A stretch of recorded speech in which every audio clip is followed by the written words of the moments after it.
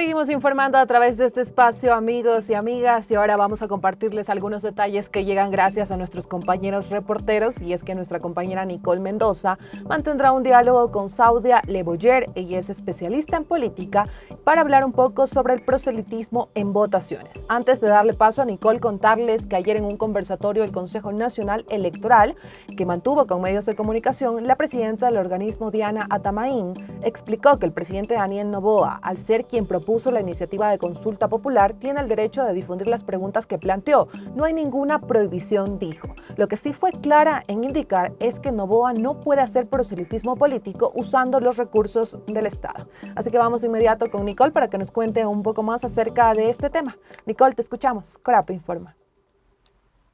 Y el país se integra. Buenos días, compañeros. Nos encontramos en este momento en la Universidad Andina Simón Bolívar junto a la docente Saudia Leboyer, quien nos va a ayudar o nos va a ampliar el tema del proselitismo, que es un tema coyuntural en este momento, ya que este domingo 7 va a empezar o se da inicio a las campañas sobre la consulta popular y el referéndum 2024, campañas a favor o en contra de las 11 preguntas de esta consulta popular. En este momento estamos aquí con Saudia. Buenos días, Saudia, ¿cómo estás? Cuéntanos, por favor, acerca de este tema del proselitismo. Estamos más bien al tanto de que el día de ayer la presidenta del CNE estaba comentando sobre las acciones, ¿no?, que el presidente Noboa estaba dando durante todas sus intervenciones a lo largo del país, hablando sobre estas 11 preguntas. Obviamente a favor, ya que él fue quien lo propuso. Pero las personas están tal vez un poco confusas. ¿Eso es proselitismo político o no lo es?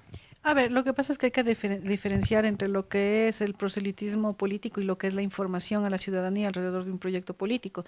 En este caso, dado que es una iniciativa del gobierno de un tema político importante, el gobierno está empezando a hablar de su tema. No es la primera vez ni el único gobierno que lo hace. Siempre va a haber voces a favor y en contra sobre la decisión de los presidentes de hacer este tipo de impulsos a sus iniciativas. No obstante, es parte de su agenda política, entonces hay que mirarlo desde esa perspectiva. O sea, sí, va a ser cuestionado por un lado, pero por el otro es parte de su agenda política. Y justamente también existe como tal vez un poco de confusión entre la ciudadanía de qué es proselitismo político, a qué consideramos proselitismo político. El proselitismo político normalmente está asociado a la promoción, sobre todo de candidatos, que es por un lado, que es para una campaña electoral, pero recordemos que también hay un proselitismo político que es para procesos electorales. Los procesos electorales, recordemos que por un lado son las campañas, pero también tiene que ver con todo el tema de consultas populares, de referéndums. Entonces es todo el ámbito que tiene que ver con la promoción. Justamente también se mencionaba que hay algunos especialistas en política que mencionan tal vez lo que es estar a favor o en contra de estas 11 preguntas, y ahí también hay como que una confusión en cuanto a proselitismo político. ¿Eso también es? ¿No lo es? No, realmente no te entiendo bien la pregunta. Es decir, cuando algunos especialistas hablan acerca de si estas 11 preguntas podrían ser positivas o negativas para la ciudadanía, hablando de las 11 preguntas como tal, ¿eso es proselitismo? Pero depende quién lo diga, porque siempre vas a tener gente a favor de la una postura y a favor de la otra. Entonces, claro, los que están a favor van a interpretarse como que están haciendo la promoción respectiva. Y los que están en contra, que están hablando también contra las iniciativas que están ahí, que tú puedes ver en redes sociales, porque recuerda que el ámbito de las redes sociales no está regulado.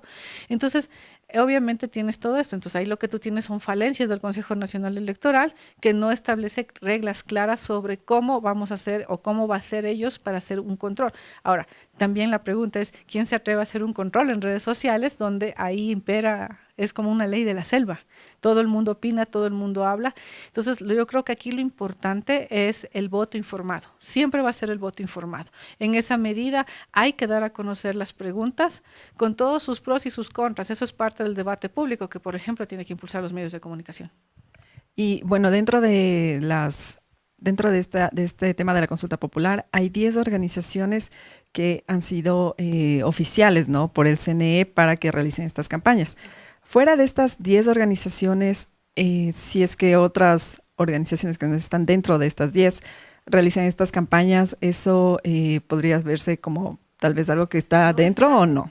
Lo que pasa es que van a estar dentro del espectro de la conversación pública, pero el Consejo Nacional Electoral debería tratar de identificar quiénes son y sancionar si es que son organizaciones per se, porque cuando se inscriben para participar en el proceso como promotores de una u otra postura, se supone que son los únicos, por la ley, los únicos que pueden hacer la promoción. Si se mete otra gente, ya es problema del Consejo Nacional Electoral de controlar aquello.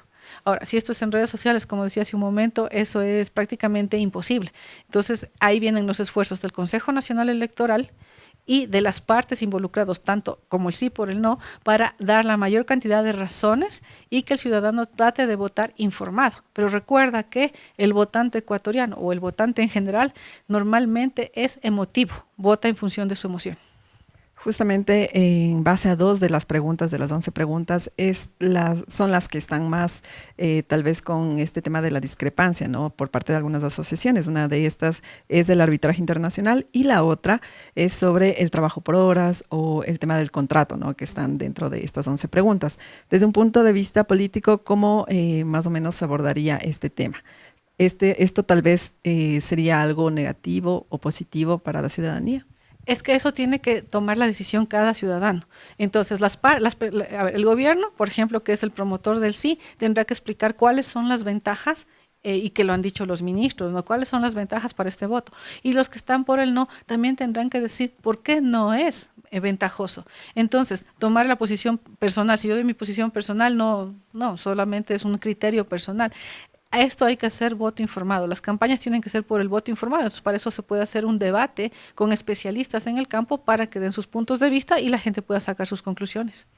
Algo que también mencionaba la presidenta del CNE el día de ayer con respecto a lo que el presidente Daniel Noboa estaba hablando durante todo este tiempo sobre las 11 preguntas, es referente a que él puede realizar, digamos, como un tipo de campaña a favor de las 11 preguntas, pero no utilizar los recursos del Estado. ¿Cómo es esta situación? Lo que pasa es que la ley es bien clara. ¿Qué es lo que dice? Que los recursos del Estado no pueden ser utilizados en este tipo de campañas de proselitismo, porque para eso hay un fondo, por ejemplo, hay un fondo, en este caso, un fondo para promoción del sí, no, por eso es que se registran también los que van a hacer campaña, no solo es porque van a hacer campaña, sino que el Consejo Nacional Electoral tiene que poner el dinero para esto. Entonces, claro, es una prohibición que existe hace muchos años y eso también le compete al Consejo Nacional Electoral controlar si es que se están utilizando los recursos públicos para la promoción de en este caso, de esta consulta.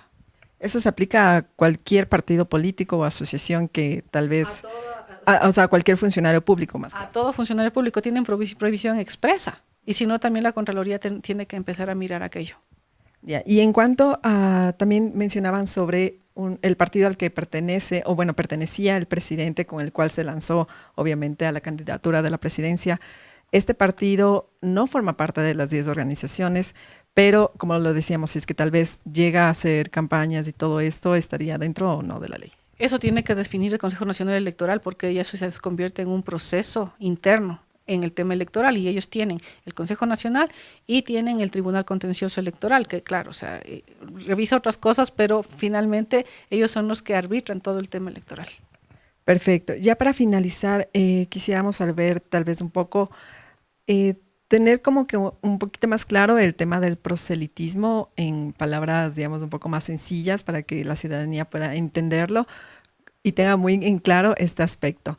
¿Cuándo ellos podrían darse cuenta de que obviamente los partidos, las asociaciones, incluso los funcionarios públicos están realizando proselitismo político? Es cuando están promocionando, se trata de propaganda, en este caso de propaganda política, de promoción política, es decir, están diciendo, voy a poner un ejemplo, están en un GAD cualquiera y están hablando del no, por decir algo, y invitan a la gente y están tratando de convencerle a la gente, haciendo ese esfuerzo de decir, mira, es que tienes que votar no por esto. Entonces ahí tú tienes proselitismo negativo, por ejemplo. Perfecto, muchas gracias, Saudia. Como lo comentó la docente Saudia Laboyer, aquí en la Universidad Andina Simón Bolívar, sobre el proselitismo político. Hay que recalcar que estas campañas, tanto a favor como en contra, se realizarán a partir de este domingo 7 de abril. Y también recordar, ¿no? Recalcar que esta situación del presidente Noboa en cuanto a las 11 preguntas, obviamente él a favor, ya que él es quien propuso esta consulta popular, pues no se considera proselitismo, obviamente siempre y cuando no se usen los recursos del Estado para realizar estas campañas. Eso en cuanto les podemos informar desde aquí de la Universidad Andina Simón Bolívar. Volvemos de estudios. Elba, tú continúas. Corape informa. Y el Ecuador se integra. Muchas gracias a nuestra compañera Nicole Mendoza por este reporte.